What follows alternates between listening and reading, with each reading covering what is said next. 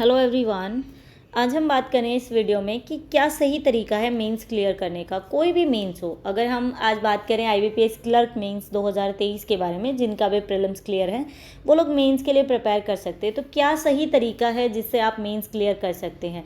ये सिर्फ उन स्टूडेंट्स के लिए ये वीडियो नहीं है जिन्होंने आईबीपीएस क्लर्क क्लियर किया है, बल्कि जिन्होंने आईबीपीएस पीओ का एग्ज़ाम दिया है, आगे एसबीआई क्लर्क का भी देंगे एंड एसबीआई पीओ का भी देंगे, वो लोग भी प्रिपेयर कर सकते हैं। बिकॉज क्या होगा, जैसे जो पीओ का प्रीलिम्स होता है ना, वो आपके जैसे आईबीपीएस क्लर्क हो गया, एसबीआई क्लर्क हो गए, उनके मेंस जैसे लेवल के आजकल क्वेश्चन आ रहे हैं, अर्थमेटिक के मान लीजिए या फिर डीआई मान लीजिए, पजल्स मान लीजिए। तो आपको भी आईबीपीएस क्लर्क का मेंस के एटलीस्ट आपको प्रिपेयर करना चाहिए, आपको पढ़ने चाहिए उसके क्वेश्चंस, ताकि आपके आने वाले एग्जाम में आपको हेल्प मिले।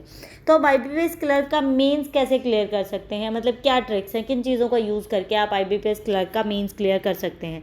देखिए, आपके पास लास्ट अगर हम बात करें तो 15 डेज़ है। इन 15 दिन में आप क्या पढ़ें कि आपका आईबीपीएस क्लर्क का मेंस क्लियर हो जाए एंड आपकी प्रिपरेशन भी अच्छी हो। सबसे पहले मैं बात करती हूँ क्वांट्स के बारे में कि आपको क्वांट में क्या पढ़ना है। सबसे पहले देखिए, क्वांट, रीजनिंग, इंग्लिश, कोई भी टॉपिक मान लीजिए, स्टार्ट करिए। अगर आपने बिल्कुल अब तक कुछ भी नहीं पढ़ा है तो बिल्कुल स्टार्ट करिए। आप क्या कर सकते हैं, जो भी आपके प्रीवियस ईयर क्वेश्चन पेपर हैं वो देखिए। उनको देखने से क्या होगा आपके साथ, आप एक बार सबमिट कर दीजिए पूरे पेपर को। आपको पूरा करने की ज़रूरत नहीं है। आपने सबमिट कर दिया, आपने आज क्वांट का सेक्शन देखा, तो उसमें देखिए कि किस टाइप के क्वेश्चन पूछे जा रहे हैं, क्या क्या टॉपिक पूछ रहे हैं, कौन सा टॉपिक ज़्यादा पूछा जा रहा है, अर्थमेटिक ज़्यादा है, डीआई ज़्यादा है, अप्रॉक्सीमेशन सिंप्लीफिकेशन है या नहीं है, क्वाड्रेटिक इक्वेशन है या नहीं है, वो चीज़ देख सकते हैं आप। क्लियर। ज़्यादा फोकस अगर आप करेंगे क्वांट में तो आपको करना है अर्थमेटिक एंड डीआई के ऊपर, जो मैं स्टार्टिंग से बोल रही हूँ, आपका सिलेक्शन यही करवा देंगे डेफिनेटली, अगर आपको क्वांट में अच्छा स्कोर करना है तो। जैसे रीजनिंग में आपने पजल देख ली कि किस टाइप की पजल आती है, प्रीवियस ईयर पेपर से आपको ये ज़रूर हिंट मिलेगी कि क्या पढ़ना है।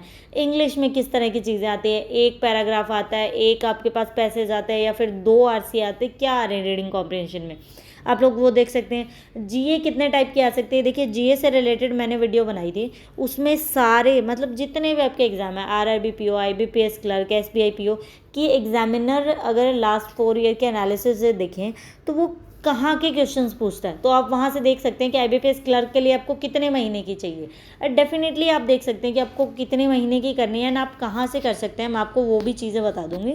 अब हम बात करते हैं क्वांट्स के बारे में। क्वांट कहाँ से, अगर हम बोल तो देते हैं कि आपको अर्थमेटिक पढ़ना है एंड डीआई पढ़ना है।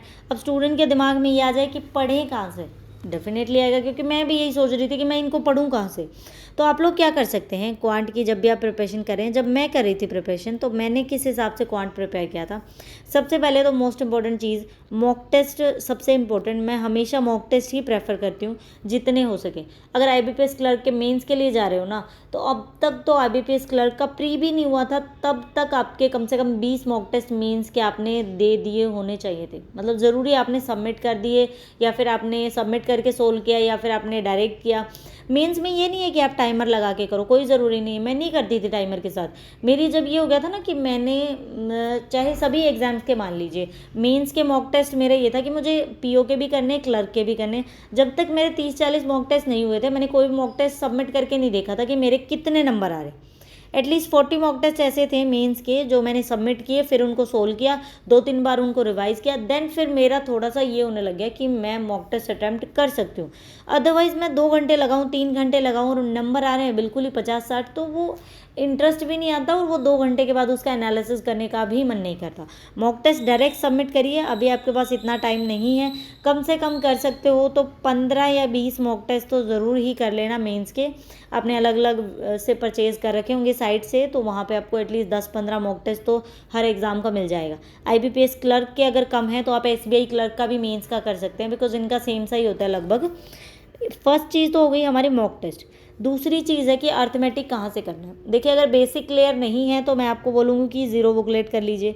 अगर आपके बेसिक ठीक है एंड आपने ज़ीरो बुकलेट भी कंप्लीट कर ली है, तो आप मॉक टेस्ट में से भी आपको अर्थमेटिक के क्वेश्चंस मिलते हैं। इसके अलावा अगर हम बात करें, तीसरी चीज़, अगर आपको और कहीं से अर्थमेटिक के क्वेश्चन चाहिए तो आप लोग क्या कर सकते हैं, एस क्वांट की बुक है उसको कंप्लीट कर लीजिए। बढ़िया हाई लेवल के क्वेश्चंस हैं, बढ़िया क्वेश्चन है, मतलब पीओ लेवल के क्वेश्चंस हैं जो प्रीलिम्स में आने वाले हैं, वही आपको आईबीपीएस क्लर्क मेंस में देखने को मिलेंगे। आप इस बुकलेट को एस क्वांट बुक को कंप्लीट कर सकते हैं। इसके अलावा जैसे आशीष अरोड़ा सर की मेंस की चेकलिस्ट है, अब तक लगभग 20 मेंस की चेकलिस्ट हो चुकी हैं, उन्होंने पीडीएफ प्रोवाइड कर रखा है, वो आपको मेरे भी टेलीग्राम चैनल पर मिल जाएगा पीडीएफ। और कुछ तो मैंने सोल्व भी करवा रखे थे स्टार्टिंग में, फिर आप लोगों का इतना इंटरेस्ट नहीं हुआ देखने में तो मैंने नहीं सोल्व करवाए, अदरवाइज़ वो भी मेंस का अच्छा कंटेंट है, आप वहाँ से कर सकते हैं। अगर किसी को और भी कुछ चाहिए पढ़ने के लिए तो गाइडली का पीडीएफ बंडल परचेज कर लीजिए, बहुत सारे 50 दिन का टारगेट मिल जाएगा, लेकिन अभी तो वो पढ़ने का टाइम नहीं है, आपके पास 10-15 दिन ही है, लेकिन आगे एसबीआई के लिए आप कर सकते हैं अगर करना चाहें तो। ये हो गई हमारी क्वांट्स की बात। इसमें से अगर मैं आपको ये बोलूँ कि मैंने क्या क्या पढ़ा था क्वांट्स में, अगर मैं बताऊँ मैंने क्या क्या चीज़ें पढ़ी थी, तो क्वांट्स में मैंने पढ़ा है सबसे पहले तो जीरो बुकलेट मेरी कंप्लीट हो चुकी है, ठीक है। उसके बाद मैंने मॉक टेस्ट बहुत ज़्यादा सोल्व करे, मॉक टेस्ट मतलब पूछो ही मत मैंने कितने सोल्व कर दिए, क्योंकि मेरे पास टाइम था बढ़िया 6-7 महीने का और मैंने फुल मतलब अच्छे से पढ़ा है, तो मॉक टेस्ट मैंने वहाँ से कर लिया अच्छे से कंप्लीट। उसके अलावा मैंने एस क्वांट बुक अच्छे से कंप्लीट किया, आप लोग चाहें तो मैं आपको भी करवा सकती हूँ एस क्वांट बुक, बढ़िया लेवल की क्वेश्चन है, लेवल 1 लेवल 2 लेवल 3 इस तरह के क्वेश्चन है। इसके अलावा क्वांटा बुक है वो भी मैंने कंप्लीट किया अगर आप लोग करना चाहें तो। इसके अलावा अगर आपके पास टाइम है तो जैसे राकेश यादव सर की बुक है वो भी मैंने की है, एसएससी मैथमेटिक नाम से। मैं सोच रहे होंगे स्टूडेंट की वो एसएससी के लिए, लेकिन बैंकिंग के लिए भी बहुत बेनिफिशियल है। 10 ऐसे टॉपिक है जो उसमें से आप कर सकते हैं, बढ़िया मतलब काफ़ी सारे क्वेश्चंस दे रखे हैं। अगर प्रैक्टिस करनी है ना, और कभी मुझे तो ऐसे फील होता है कि मतलब समझ में नहीं आ रहे या फिर क्वेश्चंस कम अटैम्प्ट हो रहे हैं, तब वो सोल्व कर लो, बढ़िया तरीके से सोल्व हो जाता है। अब हम बात करते हैं रीजनिंग की। रीजनिंग आपने देखिए एक बार रीजनिंग में क्या होता है, अगर प्रीलिम्स की भी बात करें आपके एक बार बेसिक क्लियर हो जाते हैं, आपने पजल्स बना ली, स्क्वायर की पजल, ये स्क्वायर की ये पजल हो गई, मान लीजिए कि उसमें लाइन में ये हो गए, जो भी फ्लोर में बैठे हैं वो ये पीपल हो गए, तो इस तरह से लोग आपको पता लग गया। एक बार आपके बेसिक जैसे से लोग समझ आ गया, इनइक्वालिटी समझ आ गया, उसके बाद होती है प्रैक्टिस। जितनी प्रैक्टिस करें, प्रैक्टिस मैं करती हूँ मॉक टेस्ट से। जो भी मॉक टेस्ट आप मान लीजिए, मैंने आपको बोला ना कि 20 मॉक टेस्ट सोल्व करिए आईबीपीएस क्लर्क के लिए, 20 नहीं कर सकते तो एटलीस्ट 15 मॉक टेस्ट करिए। उन 15 मॉक टेस्ट को आपको 2 से 3 बार रिवाइज करना है, तो आपकी रीजनिंग तो वहीं से हो जाएगी, और कुछ आपको रीजनिंग के लिए करने की ज़रूरत ही नहीं है।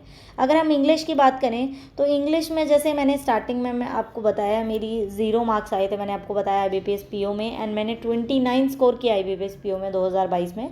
तो आप लोग भी कर सकते हैं। वो मेरा रीडिंग मैंने बिल्कुल, मेरे सब पहले मेरे को ग्रामर वगैरह कुछ नहीं आता था, देन फिर मैंने थोड़ी रीडिंग की हैबिट बनाई एंड मेरा इंप्रूव हुआ है। आप लोग वो भी चेक कर सकते हैं मेरी वीडियो, कैसे मैंने इंप्रूव किया है, एंड आप लोग भी आराम से प्रिपरेशन करके कर सकते हैं। और इंग्लिश देखिए, अगर आपको ग्रामर के रूल पढ़ने हैं तो निमिषा बंसल मैम की एक ही वीडियो है 120 रूल्स, वो पढ़ लो अच्छे से 2-3 बार। उसके अलावा जो आप मॉक टेस्ट दे रहे हैं उससे आपकी प्रिपेयर हो जाएगी। अगर और भी अच्छी करनी है तो थोड़ा रीडिंग की हैबिट डालो। अगर आपसे न्यूज़पेपर नहीं पढ़े जाता तो कोई नॉवेल्स पढ़ लीजिए ताकि इंटरेस्ट आए आपका, लेकिन अभी मेंस के लिए 15 दिन पहले नॉवेल्स मत स्टार्ट करना, बिकॉज अभी आपको काफ़ी चीज़ें और भी करनी है। अब अगर हम बात करें जीए की, कि जीए में क्या चीज़ें हैं आपको जो पढ़नी है। जीए देखिए ज़्यादा नहीं ना तो लास्ट 3 मंथ की कर लीजिए, 3 महीने की जीए कर लीजिए।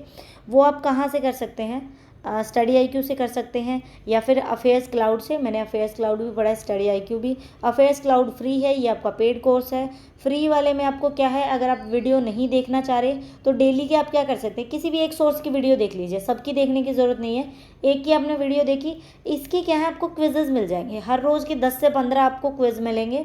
वो आप लोग गूगल पे सर्च कर सकते हैं, अफेयर्स क्लाउड मतलब डेली क्विज़, या फिर आज की डेट डाल के आप क्विज़ लिखेंगे तो आपको क्या होगा, वहाँ पे क्वेश्चंस मिलेंगे, उनके ऑप्शंस मिलेंगे, आप उनको सोल्व कर सकते हैं। आपको पीछे के भी काफ़ी 3-4 महीने के मिल जाएंगे, तो बढ़िया से आपके बेसिक क्लियर हो सकते हैं। इसके अलावा बैंकिंग अवेयरनेस आप कहाँ से पढ़ सकते हैं। बैंकिंग अवेयरनेस मैंने स्टडी आईक्यू की जैसे 2 वीडियोज़ आती हैं मंथ की, उन्हीं से पढ़ा है मेरा, लगभग आपको करंट अफेयर आपका क्लियर हो जाएगा।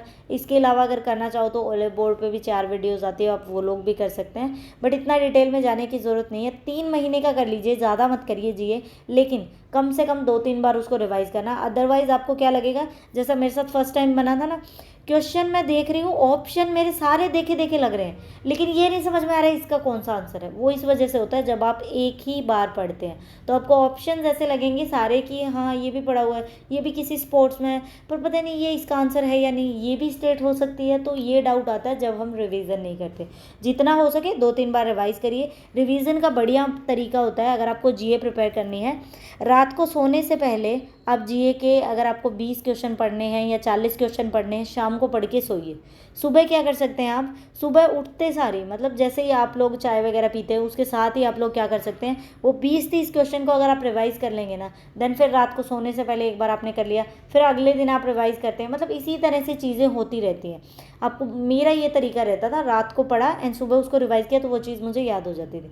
देन फिर उसका 1-2 बार और रिवीजन ले लिया। डेली बेसिस पे जो जो क्वेश्चन इकट्ठे होते जा रहे हैं, सुबह उनका डेली रिवाइज करिए। रिवीजन करना बहुत ज़रूरी है। यही ट्रिक्स थी, इनको फॉलो करके आप कोई भी मेंस क्लियर कर सकते हैं।